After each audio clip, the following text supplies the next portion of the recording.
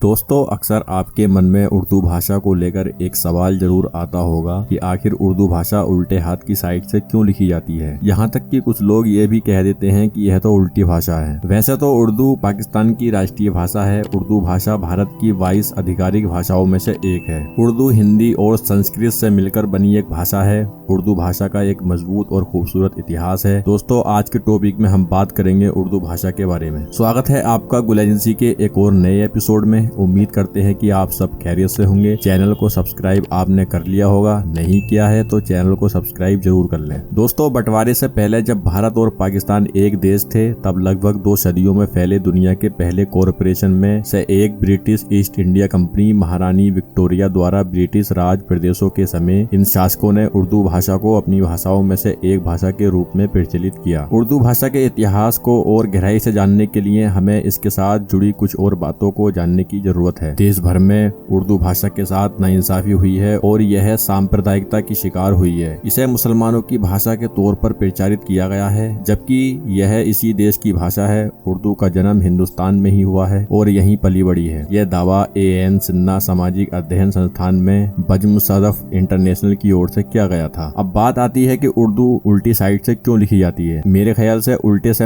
आपका मतलब दाएं से बाएं लिखने से है। तो आपको मालूम हो कि केवल उर्दू ही नहीं, दुनिया भर की 12 भाषाएं आज भी दाएं से बाएं लिखी जाती हैं, जिनमें मुख्य तौर पर अरबी, हिब्रू, यहूदियों की भाषा, फारसी, सिंधी और उर्दू भी शामिल है। इससे पहले और भी ज्यादा थीं। पुराने भारत की सिंधु घाटी सभ्यता की 2 भाषाएं ब्राह्मी और खरोष्टी थीं। खरोष्टी भी दाएं से बाएं लिखी जाती थी। यूनान की भाषा ग्रीक भी पहले दाएं से बाएं लिखी जाती थी और बाद में इसे दुतरफा, जिसे सर्प लेखन भी कहते हैं, उस तरह लिखी जाने लगी। इस भाषा में एक लाइन खत्म होने पर ठीक उसके नीचे से दूसरी लाइन उल्टी दिशा में चल पड़ती है। इसी तरह से पूरा लेखन चलता है। अंग्रेजी में इसे बुस्ट्रोफेडन कहते हैं। आपको मालूम होगा कि चीनी, जापानी एवं कोरिया की भाषाएं कोरियन ऊपर से नीचे की ओर लिखी जाती हैं, खड़ी लकीरों की तरह, लेकिन यह लकीरें भी दाएं से बाएं चलती हैं। मोहनजोदड़ो के समय के कुछ सिक्के मिले हैं, उन पर राजा के चित्र के साथ कुछ लिखा हुआ भी है, जो अब तक पढ़ा नहीं जा सका है, लेकिन यह तय है कि वह दाएं से बाएं लिखे गए हैं। अब आप सोचेंगे कि जब पढ़ नहीं सकते तो कैसे पहचाना होगा कि किस तरफ से लिखना शुरू किया गया है। इसे पहचानने का एक आसान तरीका है। जिस तरफ से लिखना शुरू करते हैं उधर से लाइन एक जगह से शुरू होती है, लेकिन दूसरी तरफ कभी कभी जगह अधिक छूट जाती है। कभी जरूरत पड़ने पर शब्द बहुत सटे हुए लिखे जाते हैं। तो पहले इस बात को देखते हैं कि दाएं से बाएं लिखना कैसे और क्यों शुरू हुआ होगा। यकीनी तौर पर इंसानों ने पहले शब्दों में खुद को मुंह के जरिए से बोलना सीखा होगा और बाद में लिखना। उस समय आज की तरह लिखने की सुविधा नहीं थी, न कागज कलम और न ही स्याही हुआ करती थी। राजाओं के आदेशों को शिलालेख